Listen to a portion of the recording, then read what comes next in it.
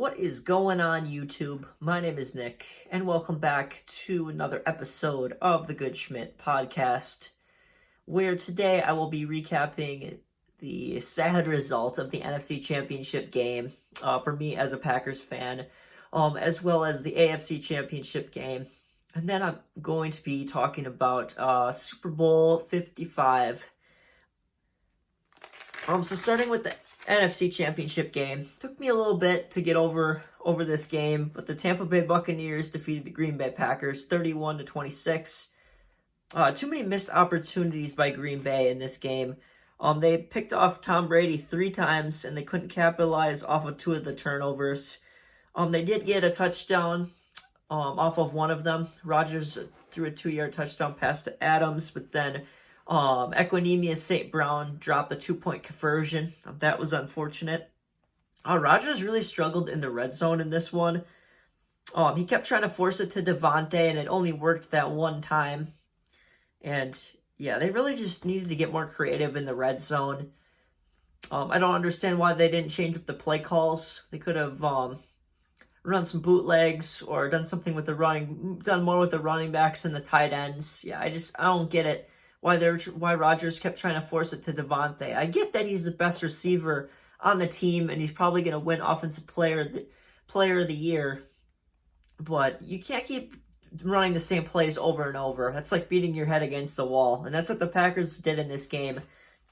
Tom Brady didn't play great in this game, but he was still solid. 20 for 33 passing for 280 yards, 3 touchdowns, and the 3 picks, like I mentioned. Leonard Fournette had a touchdown on 12 carries for 55 yards. He averaged 4.6 yards per carry. He was all right. His pass blocking wasn't great though. Chris Godwin was the Bucs' leading receiver. He had 5 catches for 110 yards on 9 targets. Mike Evans had 9. Had a touchdown. Yeah, Mike Evans had a touchdown on 3 receptions for 51 yards on 8 targets. And then this play really sucked for the Packers. Scotty Miller caught a beautiful deep pass touchdown from Tom Brady right before the half. That was absolutely killer. Defensively, Sean Murphy-Bunting intercepted Aaron Rodgers. And then there were 3 pass deflections for Tampa Bay. 1 by Levante David, 1 by Andrew Adams, and then 1 for Jamel Dean. Devin White had a huge game. He had 9 tackles in the game to lead the way for the Bucs, and then 2 sacks by JPP. As far as the Packers stats go, Rodgers was good, but he could have played better. Let's be honest. He was 33 for 48 for 346 yards, 3 touchdowns and a pick. I don't think they ran the ball nearly enough, and that's because the Packers were trying to come back. But I think they should have stuck with the run more. They kept doing the same stuff they were doing in the past. They didn't get creative. I really didn't like that. Aaron Jones only with 6 carries for 27 yards. Yeah, I think they should have utilized the running backs more in the passing game. MVS did play really well though, so that was good to see. I'm excited to see what he can do next year. In this game, he had 4 catches for 115 yards. I almost said 51. 115 yards on 6 targets. Yeah, once again, great game for Marquez Valdez-Scantling. Adams had 9 catches for 67 yards and a touchdown on a whopping 15 targets.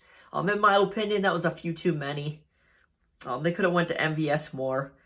Lazard was not good in this game. He caught 3 passes for 62 yards on 6 targets, and then Tunyon added a touchdown for the Green Bay offense.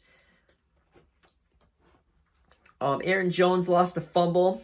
Jair Alexander had a couple of picks off of Tom Brady, so that was awesome. And then 1 by Adrian Amos, which they scored off of. That was the only one the Packers scored off of. Kenny Clark led the way with 5 tackles for the Packers, and he had a sack of Brady as well. Kevin King, absolutely trash. That's all I got to say about him, really. But I will elaborate a little more. He's horrible in coverage, man. He's always a step or 2 off every receiver. Doesn't matter who it is. He's slow as hell, man. The Packers will not re-sign him. I am confident that they will not re-sign him because he was so trash. And he had the horrible pass interference on the last drive because he was going to get beat once again, because he gets beat just about every time. The only good thing about Kevin King, though, is he's pretty good at tackling, but that's it. Like, he's definitely replacement level. So, yeah, Kevin King's gone, man, next year. Just overall to wrap up my thoughts on this game, I definitely think Tampa Bay deserved to win this game. Their defense played a lot better than the Packers. They capitalized off their opportunities, and they deserve to go to the Super Bowl in their home stadium, for that matter. They're going to be the first team to play at their home stadium in the Super Bowl, and it will be Tom Brady's 10th Super Bowl appearance, which is just disgusting to me. And he has a shot at a 7th ring. I mean, I got to respect that he's been there so many times, but that still doesn't, like, change the fact that I don't like Tom Brady. But still, got to give congratulations to the Tampa Bay Buccaneers, reaching their first Super Bowl since 2002, which they beat the Oakland Raiders, man. And Chucky was the coach, John Gruden.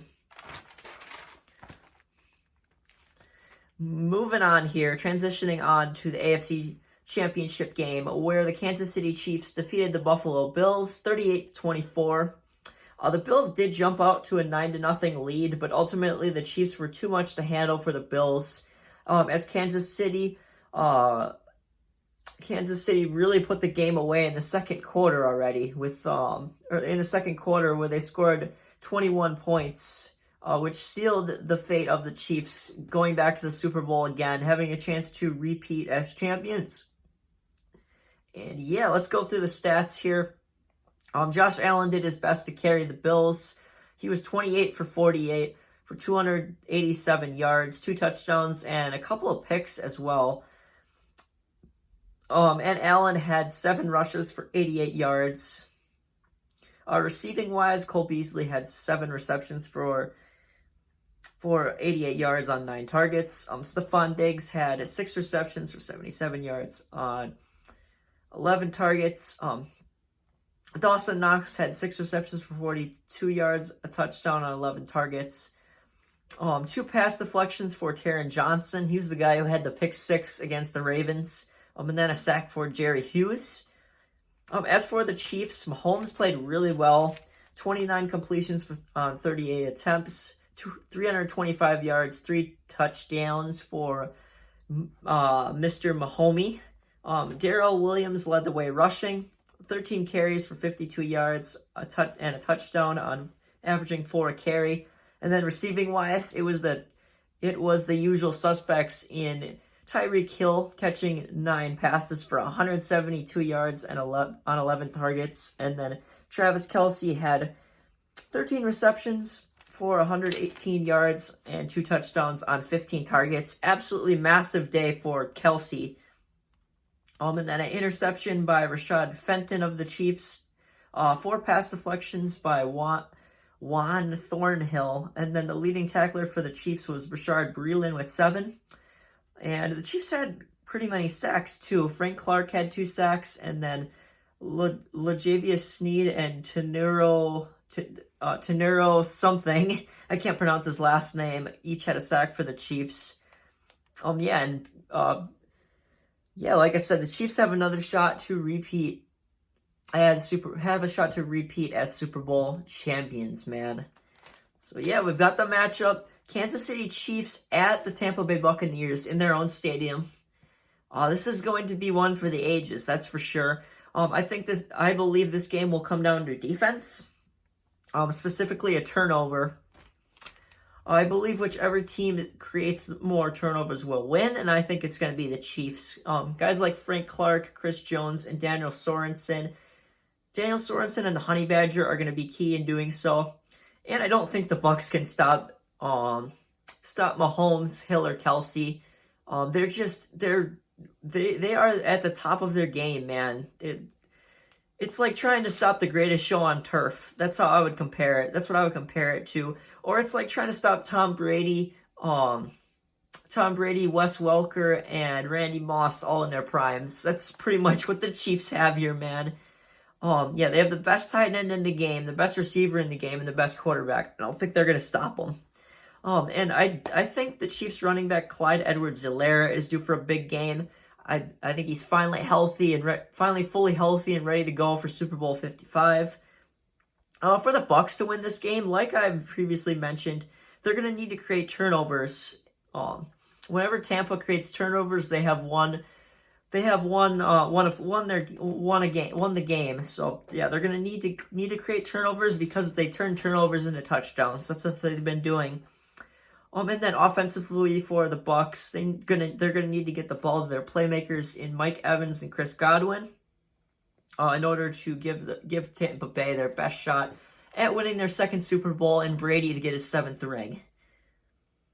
So my pick for this Super Bowl here, for Super Bowl 55, the champions this year, I've got the Kansas City Chiefs over the Tampa Bay Buccaneers, 31-28.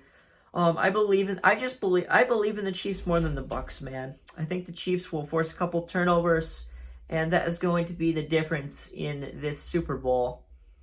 And one last thing to add, I'm looking forward to the halftime show. It's going to be the weekend. I think he'll put on a good show. And that is going to wrap this video up, guys. Hopefully you all enjoyed. Once again, this has been the Good Schmidt Podcast. My name is Nick, and I am signing out.